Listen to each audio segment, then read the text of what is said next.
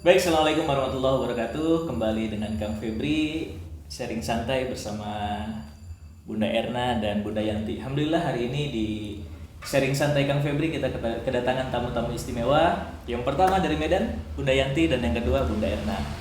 Kita akan banyak membahas dan bercerita, terutama nanti bagaimana mempersiapkan sebuah pernikahan. Silakan disimak.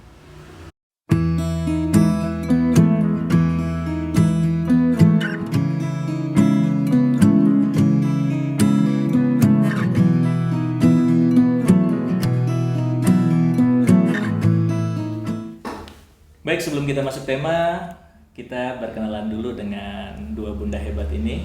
Yang pertama adalah sebelah kiri saya Bunda Yanti. Apa kabar Bunda Yanti?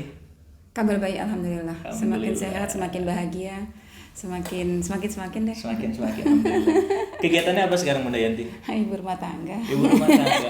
Beliau, kami bertiga ini adalah senior trainer dari PT Apko Sugesti Motivatindo dan hampir sama ya. Jadi kami bertiga ini punya kesamaan. Yang pertama, sama-sama fokus kita adalah parenting. Nah, ini juga akan kita eksplorasi nanti. Dan Bunda Yanti kebetulan selain parenting, beliau juga Di pranikah. di pranikah ya. Iya. Mengadakan bahkan ada sekolah khusus pranikah ya. Iya. Nah, Konselor pranikah dan pasca nikah. konselor pranikah dan pasca nikah. Jadi Anda yang bermasalah pernikahan boleh konsultasi sama beliau. Siap-siap ya. Atau yang menikah boleh berkonsultasi dengan beliau. Siap-siap. Atau yang sedang menikah silakan. Atau yang sudah menikah ya. Atau bahkan bermasalah pada saat pernikahan. Yang kedua, alhamdulillah nih. Ini kita kedatangan tamu keren juga. Berikutnya, ini saya sering belajar sama beliau. Jadi kalau mau ngisi parenting, terutama berkaitan dengan tema itu, suka WhatsApp. Bunda Erna kasih masukan dong. Nah, beliau ini adalah apa Bunda Erna? Senior trainer di PT Apko Sugesti Motivatindo, bergerak di bidang parenting, khususnya untuk masalah Sek edu. sex edu. Sex edu itu apa, Bunda? Jadi kita pendidikan seks, mengenalkan pendidikan seks kepada anak dan seksualitas. Karena seringkali saat ini banyak sekali pemahaman-pemahaman yang keliru. Anak-anak terjebak dan dijebak dengan pemahaman yang salah. Terlebih di era gadget yang seperti ini, anak-anak bisa bebas, bisa mendapatkan Gitu. hal-hal Jadi seperti itu. bagaimana memperkenalkan seks yang benar terhadap anak gitu ya. Oke, baik, alhamdulillah. Banyak hal yang akan kita bahas nanti, tapi kita pelan-pelan dulu ya. Tapi sebelum berbicara lebih lanjut, sebelum bahas lebih lanjut, tolong di subscribe channelnya, nanti juga tolong di follow IG dan channel-channel beliau-beliau ini. Nanti akan ada tulisannya di sini. Baik, Bunda Yanti. Yep. Nah, ini khusus buat para yang belum nikah nih. Ya, kebetulan Jomblo. bisa jadi penonton-penonton kita banyak anak-anak gadis, anak-anak bujang yang belum menikah gitu. Mungkin boleh diberikan masukan apa aja sih yang harusnya mereka persiapkan menjelang nikah. Sip. Gitu. Silakan Iya. Bunda Yanti. Pertama sekali yang mereka harus siapkan itu adalah mengenal diri dulu. Mengenal diri. Iya. Maksudnya Mereka harus paham dirinya itu seperti apa sih. Itu kepribadiannya. kepribadiannya. Oke, baik. Karena orang-orang yang mengenal dirinya maka dia akan kenal akan Robnya, dan orang-orang yang kenal akan Robnya dia akan kenal orang lain. Oh, gitu. Terus bagaimana dia bisa kenal sama pasangannya kalau dia nggak kenal diri dia?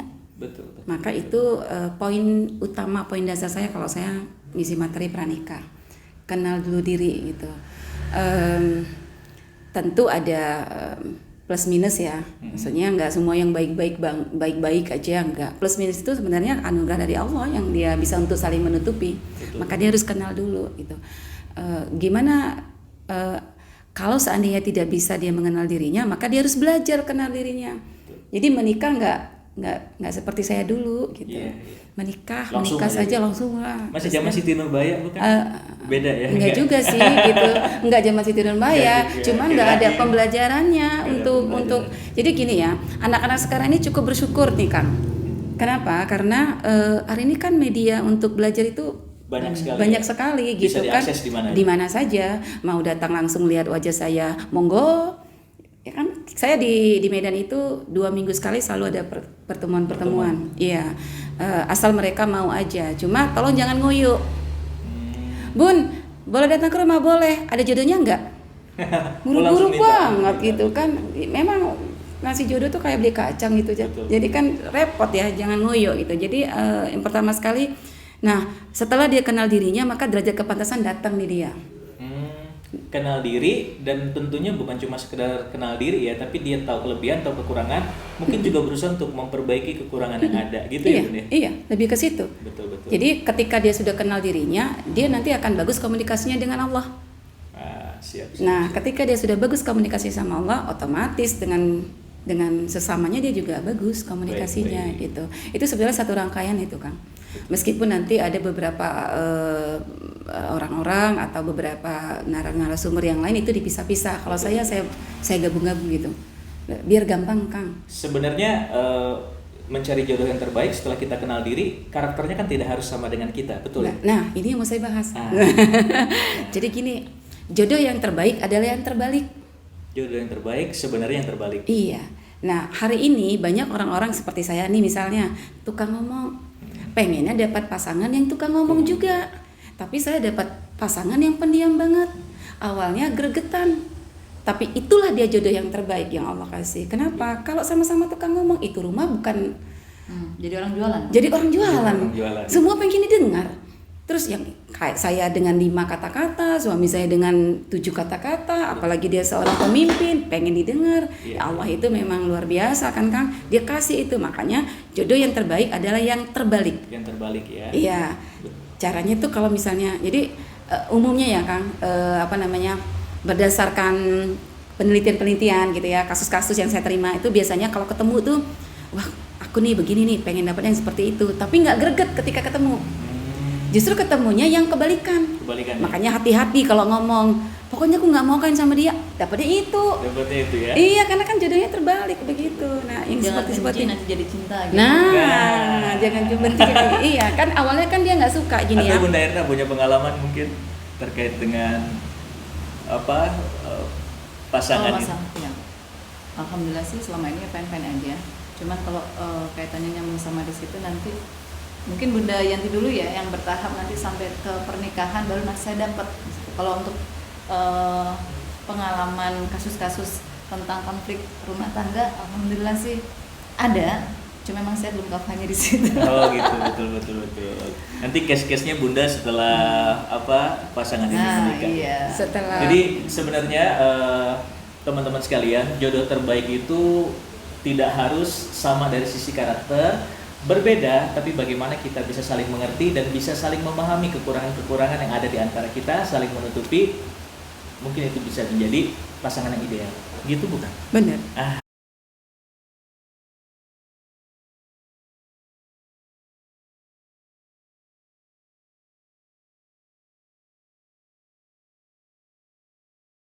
Jadi tolong ketika ketemu yang terbalik jangan nyerah dulu. Emang itu. Makanya perlu nanti belajar bagaimana mengenal diri. Banyak kan, Kang? Banyak pelajarannya kan. Mau dapat di mana banyak. Kita sekarang udah banyak ini ya, Kang. Yeah. Udah banyak. Insyaallah nanti aku akan mengeluarkan apa, Kang? Toolsnya juga Toolsnya ada nanti, ya. Bagaimana cara mengenal karakter gitu, baik dari kuesioner, sidik jari dan segala macamnya. Nanti silakan kalau masalah itu cari sendiri.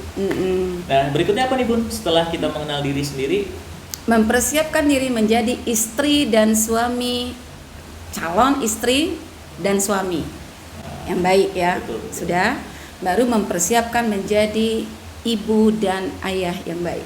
nah ini menarik nih. Selama ini ketika kita akan menikah, bukan kita sih ya, zaman kami dulu. Saya Kita juga satu zaman nggak ya? Zaman kami dulu itu tipis-tipis lah. zaman kita dulu itu ya udah ketika kita ingin menikah yang dipersiapkan itu pranikahnya aja. Bagaimana yang pertama fikrohnya, pikirannya gitu. Kita ikutan seminar-seminar kelas pranikah, menyocokkan hubungan kita dengan pasangan. Yang kedua itu persiapan materi. Duitnya berapa nih kalau mau nikah gitu kan. Yang ketiga adalah persiapan ruhiyah itu maksudnya dari sisi kedekatan kita dengan Allah, dan yang keempat itu kita mempersiapkan dari sisi fikroh sudah, ruhiyah sudah, materi sudah, jasad, fisik. Karena nikah tuh butuh fisik yang kuat. Benar. Nah ini menarik justru ketika jarang sekali orang-orang yang mau nikah itu mempersiapkan diri bagaimana menjadi ayah yang baik buat anak-anaknya dan ibu yang baik buat anak-anaknya. Mungkin bisa dijelaskan lebih rincinya oleh Bunda ya. Jadi gini, saya mundur lagi ya, Kang. Iya. Mundurnya begini, mengapa orang menikah? Itu dulu tuh. Mengapa orang menikah? Karena jatuh cinta. Tapi mengapa pernikahannya bertahan? Apakah karena jatuh cinta? Bukan. Bukan karena jatuh cinta, Bukan. tapi karena membangun cinta. Oh, Karena jatuh cinta itu 7 sampai 10 menit orang bisa jatuh cinta. Sakit. 7 sampai 10 menit enggak Sakit? dong. Enggak. oh nggak, kirain jatuh cinta sakit. Jatuh Maksudnya kan? dia bisa jatuh cinta gitu kan. Gimana enggak Jatuhnya gitu nggak kan. sakit adalah jatuh cinta. Nah, jatuhnya nggak sakit karena ada jatuh cinta. Benar-benar serius itu. Jadi ketika orang jatuh cinta, dia itu buta akan keburukan-keburukan pasangannya, tuli akan keburukan-keburukan pasangannya, bisu akan keburukan-keburukan pasangannya ketika jatuh cinta. Tapi karena pernikahan 1 kali 24 jam, otomatis keburukan akan keluar, bener nggak? Nanti tahu-tahu lama sendiri, betul ya? Iya, kan nanti kan tadinya gini Kang, pengen banget dapat suami yang tuh ya, ini ada satu kasus nih, pas Iya. banget ini. Baik. Bun, aku pengen banget nih dapat suami yang punya kepribadian. Oke, kamu dapat kepribadian. Setelah dia menikah 2 minggu, ternyata si suami ini dengkurannya keras banget. Oh. Yang buat dia itu nggak bisa tidur, Nggak nyaman ya? nggak nyaman. Saya bilang, kamu itu butuh yang namanya toleransi. Toleransi untuk bisa mendengarkan dengkuran pasanganmu. Atau untuk belajar di awal kamu tutup. Kan ada sekarang alat itu kan. Untuk yang tutup gitu kan. Nah, kalau kita terfokus sama dengkurannya, bangun tidur dia jadi ribut melulu. Ya. Terus apakah dia sebelum menikah tanya, ya Kang, dengkurannya kuat nggak? Kan nggak mungkin. Terus kalaupun dia nanya juga sulit untuk jawab. Kecuali dia direkam, tahu dengkurannya. Betul. Karena kan biasanya, tadi malam dengkurannya kuat banget. Masa? Biasanya kan begitu kan. Kalau misalnya untuk bukti kan direkam. Nah, gitu. Jadi itu dulu tuh supaya jangan oh ternyata nikah tuh gini ya, nggak enak. Ada tuh nanti satu kasus begitu. Karena keburukan hal-hal yang tidak pernah terjadi itu akan terjadi dengan interaksi 1 kali 24 jam. Betul. Tapi itu kan atas izin Allah dihadirkan seperti itu untuk bisa menerima kekurangan. Benar, makanya jatuhnya toleransi. Jadi keburukan ditutup dengan kekurangan, bukan keburukan sih. Kekurangan ditutup dengan kelebihan, kelebihan dengan ditutup dengan kekurangan. Kan Allah juga ada bilang begitu kan. Dia bilang kan pasangan-pasanganmu itu akan menutupin kelebihan dan kekurangan begitu. Nah, kalau dia sudah tercipta seperti itu, tentu dia akan timbul bahagia. Nah, orang-orang yang bahagia, maka dia komunikasinya bagus. Iya. Tidak stres. Hubungannya kemana? Ke pola asuh anak. Maka siapkan diri menjadi ibu dan ayah yang bahagia. Baik. Bahagia itu mengizinkan. Benar kan?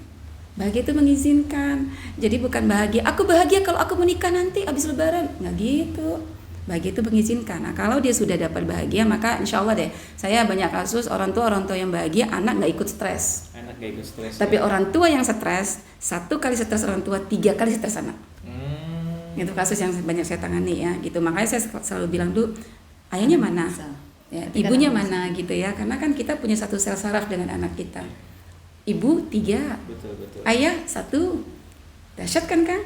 Bayangkan kalau ibunya sekali stres, berarti memberikan kemungkinan besar untuk anaknya 30 kali stres. Betul.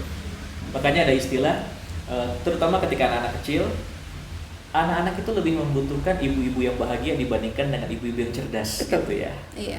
Nah, syarat menjadi ibu bahagia adalah suntikan dari orang tua, dari ayah, dari suami. Iya. Dukungan. Kalau support, ya. lihat YouTube saya sudah sering menyampaikan salah satu peran ayah adalah menjaga kebahagiaan dan kewarasan bunda. Yes. Iya benar. Jadi kalau yang belum lihat, diputar dulu tuh yang punya si Kang Febri kemarin ya Kang. Jadi paham apa sih maksudnya gitu. Nanti jangan sampai bilang, kok istri-istri ini suka nuntut ya, bahagiakan kami karena kami para wanita adalah sumber energi di rumah. Betul. Ruhnya keluarga, ruhnya rumah itu ada di istri, ada di ibu. Jadi kalau sudah sumber energinya bermasalah, maka rumah Betul. akan menjadi bermasalah. Nah, begitu. Betul. Mungkin yang hari ini yang nonton dan sudah menikah, mungkin juga punya pengalaman dan pasti pernah merasakan hal tersebut gitu kan. BT-nya seorang istri itu kacau semua rumah. Benar. Nah, satu lagi yang pengen saya sampaikan kepada para istri-istri nih, kalau udah menjadi istri, tolong sama para suami ini lebih terbuka, karena suami ini bukan dukun. Iya. Bener nggak Kang? Siap. Iya. Nggak bisa nerawang. Nggak bisa nerawang gitu ya, tiba-tiba gitu ya pulang pas suaminya pulang wajah kita cemberut padahal salah kata di WA. Betul. Terus nanti suaminya tanya, adik kenapa? Cari sendiri. Cari sendiri. Ini bukan dukung loh, para suami ini bukan dukun. Tolong dikasih tahu sama para suaminya, gini loh bang, jadi tolong kurangkan ego. Jadi saya sering mengatakan bahwasanya istri itu terkadang makhluk misterius yang punya banyak pin. Salah kita menekan pinnya, maka kita nggak akan pernah bisa membuka kunci-kunci kebahagiaan. Nah, gitu ya. Nah, jadi suami juga di sini kadang harus lama-lama akan ketemu polanya, Bu. Lama-lama akan ketemu polanya. Kita bisa ngelihat, oh ini kok istri lagi cemberut. Nah, itu langsung akan kelihatan polanya, gitu, polanya ketemu. Dan ini seiring dengan berjalannya waktu, masing-masing orang sebenarnya saya sering mengatakan masing-masing orang akan punya pola berbeda. Benar. Pola keluarga saya, Benar. pola keluarga Bu Erna, pola keluarga Bu Sayang, Yanti itu benar. masing-masing akan Beda, berbeda. benar. Itulah tadi kenapa Bunda harus mengenal Pasangan, pasangan diri dulu. dan pasangan. Karena itu akan berpengaruh terhadap pola Benar. kita. Nah, di situ Nah, dia. salah satu dampaknya ketika tidak bahagia itu nanti larinya ke anak. Ketika orang tua yang tidak bahagia, apalagi ibu, ya, itu nanti akan berdampak pada konsep diri anak. Konsep diri positif itu insya Allah akan dia dapatkan ketika lingkungan rumahnya itu sangat mendukung, terlebih ibu. Kemudian konsep diri negatif itu akan anak dapatkan ketika sang orang tua, ibu dan ayah itu hubungannya tidak bagus. Akibatnya banyak potensi-potensi, apakah itu penyimpangan seksual, pelecehan seksual, sehingga karena apa? Satu, perhatian, kasih sayang, apresiasi nggak tidak dapatkan dari orang tuanya. Bahasa cintanya nggak ketemu ya bun. Betul. Iya, Jadi betul. walaupun ayah dengan bunda menutup-nutupi, dia lagi marahan nih, nutup-nutupi kemarahannya, tapi vibrasinya nyampe Iya, ke anak ya. dapet Karena Betul ya. satu itu tuh, satu sel saraf. Satu sel, dan itu akan berpengaruh tadi terhadap konsep dirinya. Iya. Mungkin nggak didapatkan ketika kecil, tapi biasanya kita akan repot ketika anak itu sudah dewasa.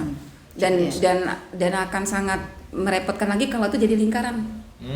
Ya kan iya. jadi lingkaran kan gitu. Dia belum selesai dulu dengan diri dia sendiri, terus nanti dia akan melahirkan lagi dengan generasi berikutnya. Iya. Kan repot. Nah, ini kan banyak terjadi kan yang kalau istilah-istilah ininya psikologisnya inner child yang begitu kan ya kan, Iya. sering banyak terjadi. Baik Bunda Erna, Bunda Yanti, kita pertajam lagi nih. Maksudnya bagaimana caranya sekarang mempersiapkan generasi-generasi yang mau nikah ini untuk siap bisa menjadi orang tua kelak gitu. Orang tua kelak. Iya, maksudnya kan dia akan jadi calon orang tua. Iya. Gimana nih cara? Iya. Orang tua Jadi untuk generasi peradaban. iya, jadi gini ya. Untuk yang mau menikah yang masih punya masalah kan gini, bisa jadi mereka dilahirkan bukan dari keluarga yang orang tua bahagia, tapi mereka punya keinginan untuk belajar. Pertama, saran saya adalah selesaikan dulu masalah di diri dia. Jadi ketika dia bisa menyelesaikan masalah di diri dia, maka dia kenal akan diri dia. Jadi bisa dia berkonsultasi dengan para pakarnya, atau dia kalau dia punya teman-teman yang memang paham bisa ini boleh diskusi bagaimana dia untuk mengenal diri dia, bagaimana dia untuk menyelesaikan masalah dia. Setelah itu dia meninggalkan masalah dia, mengubur ya masalah dia yang itu masuk dia ke lembaran baru. Oh iya. Itu kan syarat yang pertama itu. Terus komunikasi dengan orang tua. Komunikasi dengan orang tua itu penting banget kan, karena begini, banyak hari ini kasus-kasus yang saya tangani, si anak itu pengennya ini, orang tua pengen ini. Oh. Jadinya nanti nggak ketemu nikahnya gara-gara orang tua tuh nggak, ya istilahnya nggak setuju lah ya kan dengan pasangannya itu. Maka hari ini tolong harus berani ngomong ke ayah atau ibunya. Ayah, ibu, saya pengennya, saya butuhnya bukan pengen. Saya butuhnya suaminya seperti ini. Atau butuh istri yang seperti ini. Atau butuh istri yang seperti ini. Harus berani. Sampaikan kriterianya. Sampaikan kriterianya. Kriterianya. Jadi ketika nanti ada orang tua yang mau memperkenalkan atau dia mau ta'arufkan anak temennya, atau ada laki-laki yang datang, dia nggak buru-buru nggak suka atau nggak buru-buru memperkenalkan. Iya. Ini jadinya jadi apa ya? Momok juga sih buat para yang mau nikah, akhirnya dipending terus nikahnya. Betul. Dan kasusnya juga sekarang sudah mulai banyak. Iya, Kebetulan mulai banyak, benar. Banyak yang curhat juga ke saya. Kan saya menikah tapi syarat dari ibu seperti A, B, C dan Benar. D gitu. Mungkin juga butuh dikasih tahu kepada orang tua yang hari ini nonton, yang anaknya sudah siap nikah, Yep. bahwasanya orang tua juga tidak harus memaksakan kehendak. Benar. Tadi orang tua juga harus tahu apa karakter anaknya seperti apa Iya. gitu kan, dan yang cocok buat anaknya. Jadi orang tua juga harus belajar mengenal diri anaknya. Sebelumnya orang tua harus belajar dulu mengenal diri dia.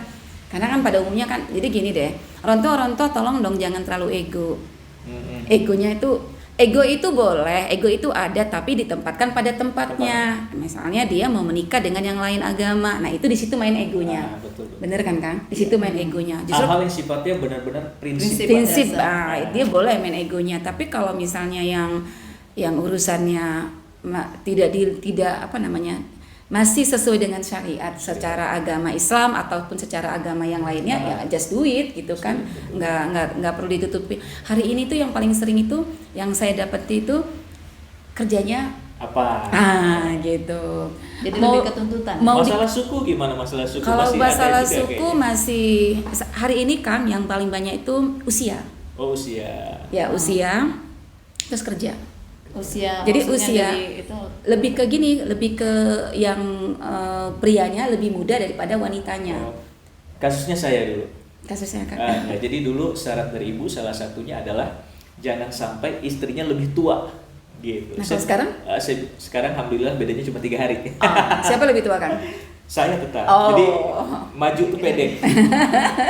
Walaupun ibu juga udah bilang seumuran nggak bisa nih kata ibu. Nanti karena egonya berbarengan. Saya bilang kasus-kasus sebenarnya banyak, asal kita tadi saling mau mengerti, saling mau memaafkan, Benar. menerima segala kekurangan, Benar. mau lebih tua mau lebih muda nggak ada masalah Iya. sebenarnya. Gitu. Jadi kayak menerima apa adanya. bener. dengan apanya. Jadi seperti misalnya begini, banyak orang tua yang bilang kalau suaminya lebih muda nggak bisa bimbing. Belum tentu dong. Banyak juga yang hari ini suami-suami muda bisa membimbing istrinya. Ada suami-suami yang jauh lebih tua Nggak justru bisa bimbing. tetap diatur sama Benar. Kalau gitu ada kan. pendapat seperti itu berarti yang perempuan yang egonya tinggi merasa oh aku loh yang lebih ini. Bisa jadi Iya, seperti itu. Iya. Jadi itu ya para orang tua ini banyak curhatan para betul. calon-calon ibu dan calon-calon ayah akibat akhirnya mereka karena itu untuk nikah itu Mundur. Terlambat ya? Untuk nikah itu mundur gitu kan, padahal usia udah cukup. Betul. Kan untuk- sayang ya. Kan sayang ya. Terus Ibadah jangan kerjaan gitu ya, kerjaan tadi tuh kan. Masalah kerjaan. Iya, karena saya dulu gitu ya, ini pengalaman saya Kang. Ya, orang tua saya waktu itu kami kan domisili di Aceh. Aceh sedang masa dom-dom. Nah, orang tua saya bilang gini, kamu boleh nikah kalau kalian itu keluar dari Aceh. Tuh kan, ini sedikit ya. Saya pengen kasih gambaran aja nih itu ya. Jadi kami memutuskan oke, kita keluar dari Aceh terus sampai di Medan ngapain? Gak ada ngapa-ngapain. Tapi karena suami punya bekal, memang dia basicnya dosen, dia ngelamar. Iya. 3 hari kami menikah, dengan dia meninggalkan semua pekerjaan dia di Aceh sebagai dosen. 3 hari dia menikah, alhamdulillah langsung terima. Di situ justru membuktikan bahwasanya ketika kita menikah Allah akan Kasih rezeki. Kasih rezeki. Benar, serius. Jadi para orang tua juga sebenarnya ini kan kehidupan anak-anak kita, masalah apapun pekerjaan, justru disinilah tauhid itu bermain gitu Benar, kan, keyakinan iya, rezeki. iya. Makanya memang pastikan sebenarnya bukan apa pekerjaan suami, tapi bagaimana suami punya karakter fight apa enggak dalam kehidupan, dia Betul. bertanggung jawab apa enggak. Betul. Karena tanggung jawab itu jauh lebih utama dibandingkan dengan apa sih pekerjaan suami. gitu Benar, kan. iya. dan saat ini tuh ini kita santai ya. Kalau saya perhatikan jiwa fight seorang laki-laki itu sekarang agak sedikit turun. Nah, ini pasti ada hubungan dengan pola asuh. Iya. Iya.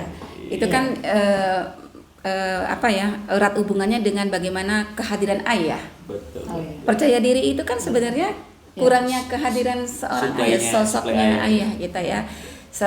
Apa namanya, itu ya Kang yang perlu disiapin tadi ya Bun. Mengenal diri ya, terus kenalkan, kasih kriteria sama orang tua apa sih sebenarnya yang dibutuhkannya untuk calon. Terus yang paling penting nih, Terbuka ya. ya, terus yang paling penting nih visi dan misi. Visi misi. Nah, hari ini sedikit sekali apa namanya, calon-calon, bukan hari ini, kami dulu ya, Nah, ya Kang ya, kita zamannya kita. zamannya kita visi misi itu waktu udah nikah. Nah sekarang temukan visi dan misi supaya nanti ketika menikah kita nggak lagi ribut masalah visi dan misi, termasuk nanti urusan mendidik anak. Betul. Ayah bilang nggak boleh, emak bilang boleh. Siap. Berantakan. Itu kan masuk Mematahkan. dalam Nyatunya visi ya. Iya, menyatukan Terutama visi Anda dan misi. para calon suami ataupun calon ayah, karena Anda akan menjadi koam, visi Anda harus jauh lebih kuat. Gitu. Benar. Kalau saya nyebutnya proposal hidup. Proposal. Jadi ketika menikah, sebelum menikah itu harus bikin proposal dulu.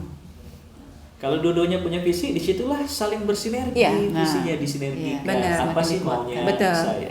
Jadi memang Di ta'aruf itu dibahas. di ta'aruf ya. Jadi kalau udah ketemu, terus nanti saya coaching, saya tanya, visi dari kamu apa? Visi dari kamu apa? Nanti ada 5 dan 7. Nah, 5 dan 7 sanggup dijalani untuk di-combine, berarti kan 5 sama 7 12 kan? 12. Kan kecuali nanti mereka punya irisan. Punya irisan. Tapi kalau nggak punya irisan, oke, sanggup dijalani dari 12 itu? Enggak, Bun. Oke, berapa yang sanggup? 7, istiqomah. Mana yang prioritas? Mana yang Iya. prioritas? Betul. Nah itu salah satu nanti yang saya sampaikan adalah ketika memutus, ini banyak juga kasus kan, ketika memutuskan tidak tinggal di rumah dan tidak tinggal di rumah orang tua. Wah itu berat itu Kang. Ini menarik nih. Iya. Dan ini akan selalu jadi isu yang trending gitu kan, bukan cuma dari zaman kita sampai zaman sekarang juga. Iya, Sampai benar. zaman sekarang. Iya. Tinggalnya di mana pasca ini? Bahkan setelah memutuskan tinggal ada konflik nanti yang nggak tahu nih Bunda Yanti, gimana nih kalau menurut Bunda Yanti bagusnya tinggalnya di Nah, mana? kalau saya, ini pengalaman saya sebelum menikah saya bilang sama suami, kita tidak tinggal di rumah dan tidak tinggal di rumah orang tua.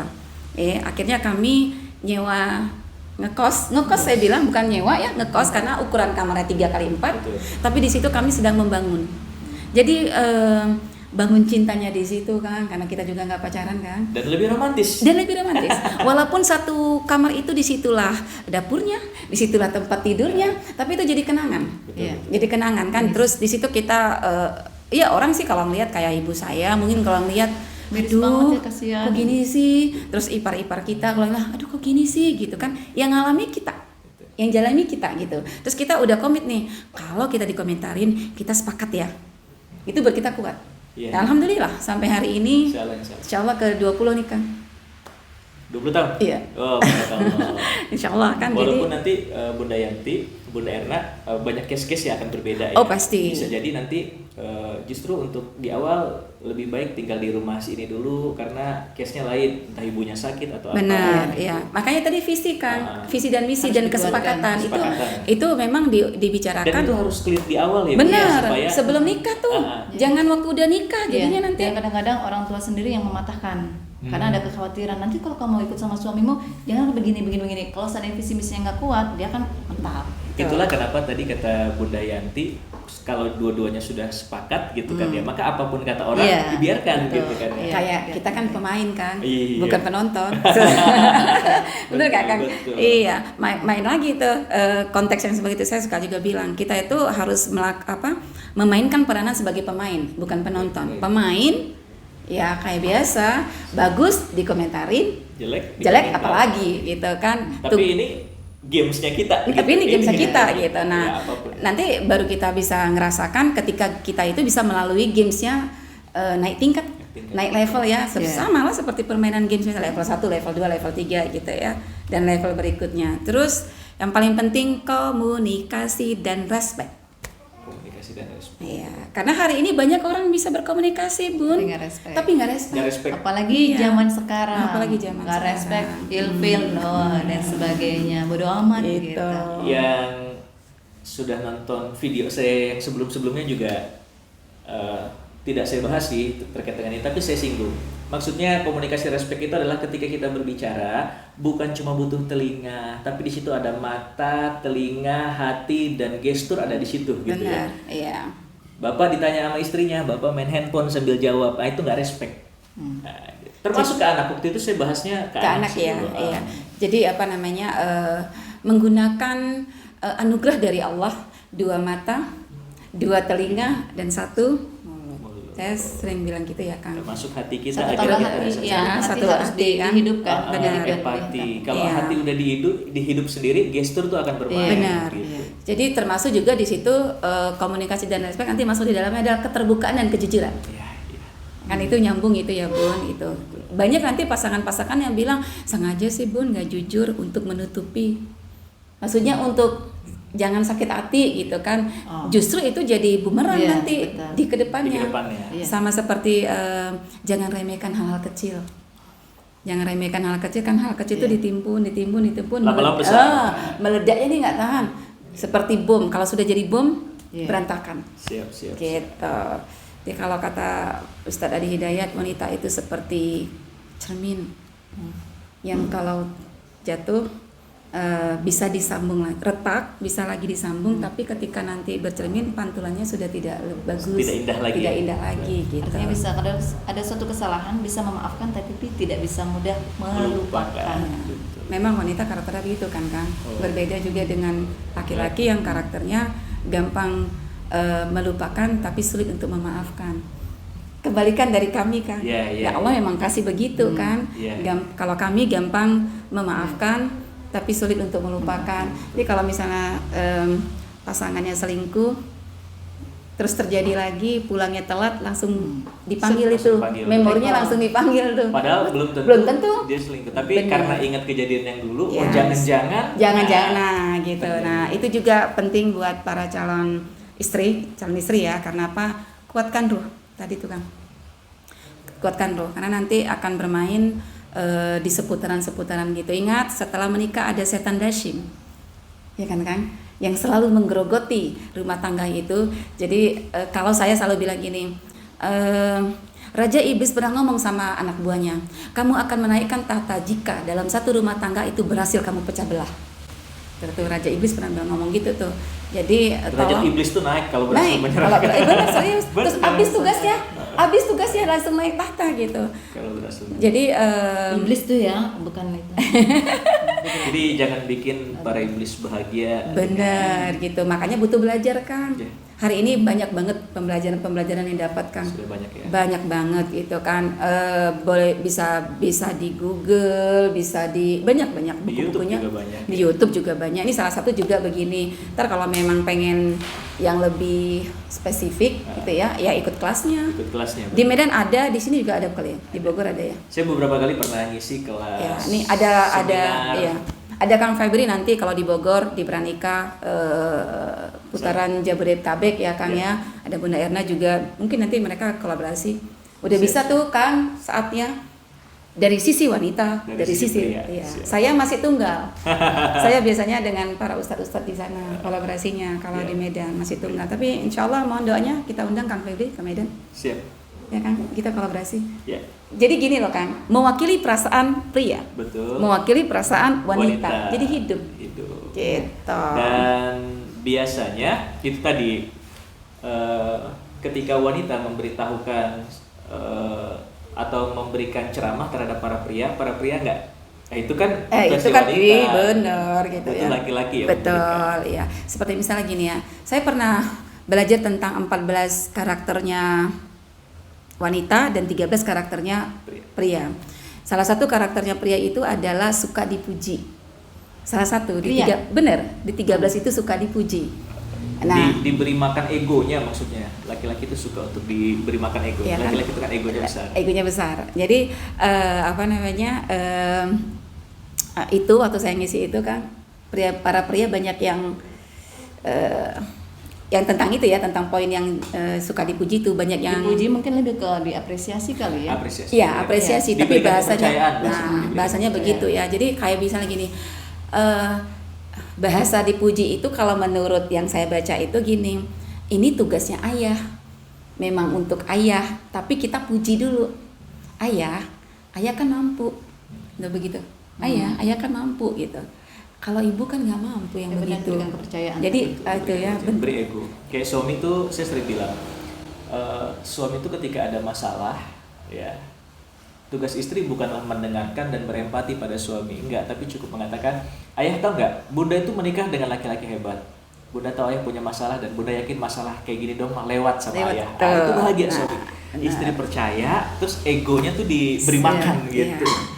Terus para wanita juga jangan buru-buru jadi pahlawan kesiangan. Apa tuh maksudnya? Wanita kan banyak ya Kang ya. Kalau saya sedang ada yang konseling ke saya, kok jadinya nggak percaya sama saya, padahal dia punya masalah.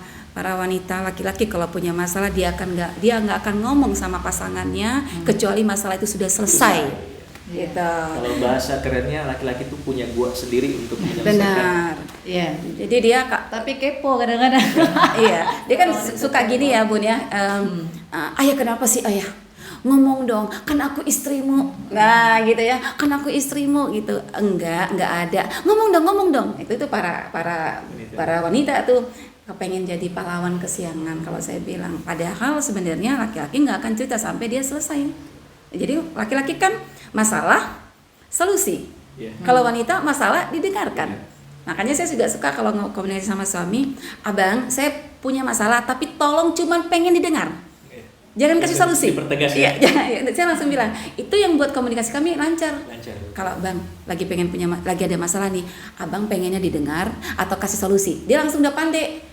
Kan dari awal dari saya dulu dia langsung pandai. Cuman pengen didengar ya, dia meletakkan tangannya di dagu, dia cukup mendengar saya.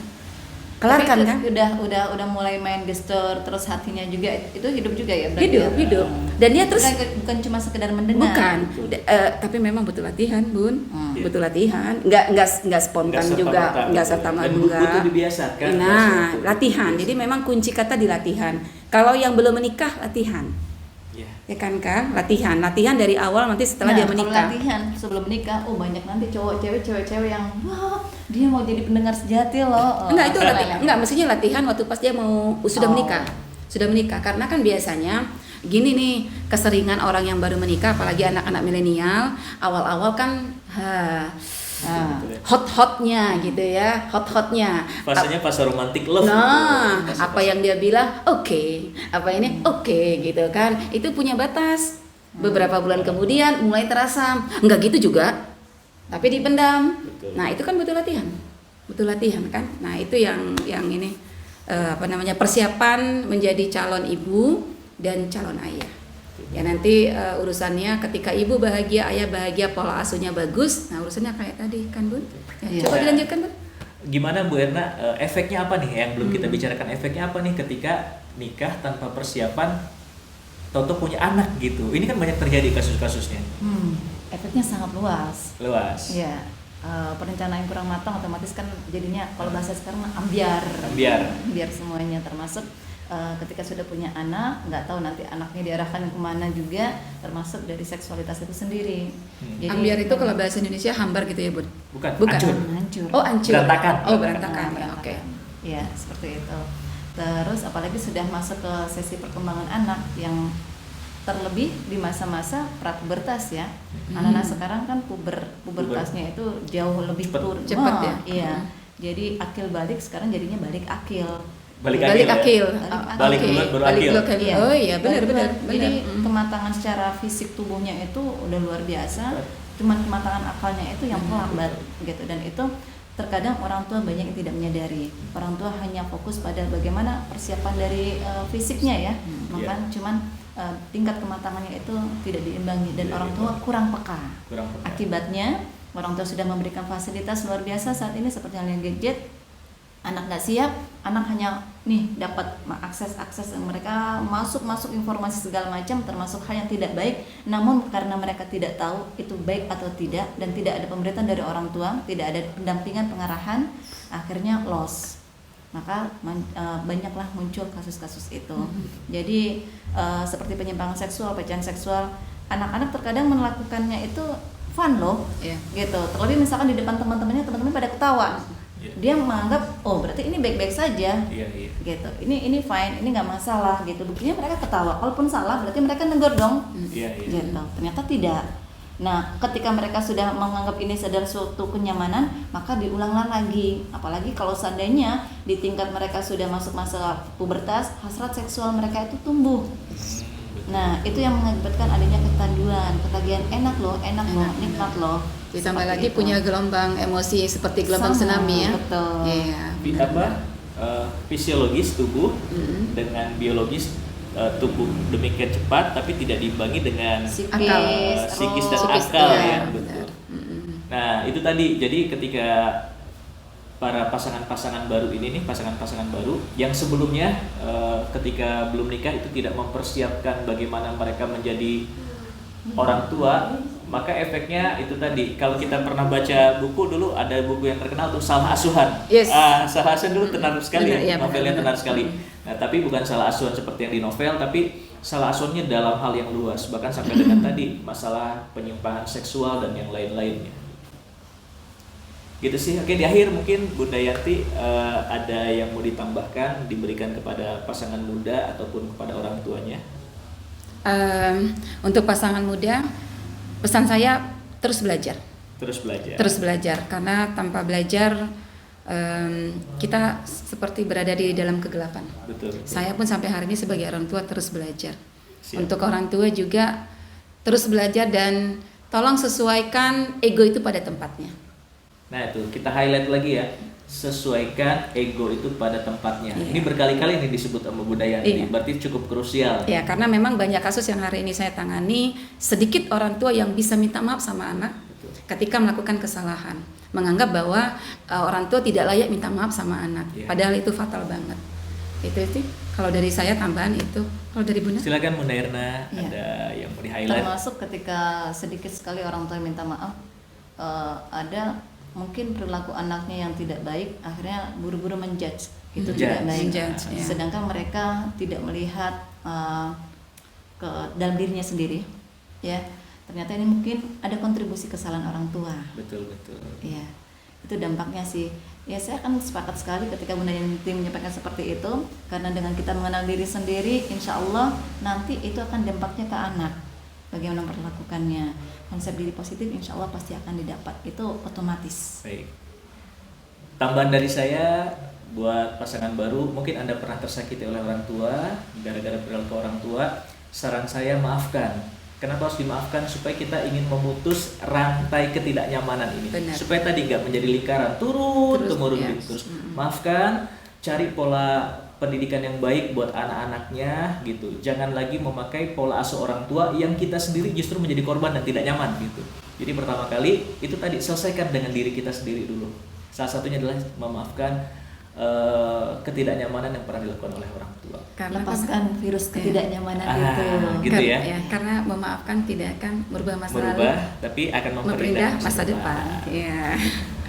Baik, alhamdulillah sudah mungkin ya Bunda ya, Iya. sharing santai kita, obrolan singkat kita. Nanti lebih detailnya bisa datang ke seminar-seminar kita mungkin ya, yang baik Iya. yang di Medan ataupun di Jabodetabek, atau boleh nanti kasih komentar di bawah tema apa yang enak buat dibahas. Nanti Oke. juga kita akan hadirkan secara khusus Bunda Erna untuk membahas masalah seks edu gitu. Kalau saya nanti main ke Medan atau Bunda Yanti datang lagi Boleh. ke sini, kita akan bahas lagi konten yang jauh lebih spesifik. Oke, kurang lebihnya mohon maaf. Semoga Anda bisa menjadi keluarga sakinah mawaddah warahmah. Amin. Bagi para orang tua Amin. juga mudah-mudahan kita bisa menjadi orang tua yang amanah mendidik anak-anak kita. Amin. Dan kelak mudah-mudahan kita dikumpulkan kembali di surga Allah Subhanahu wa taala. Amin ya rabbal alamin. Assalamualaikum warahmatullahi wabarakatuh. Waalaikumsalam.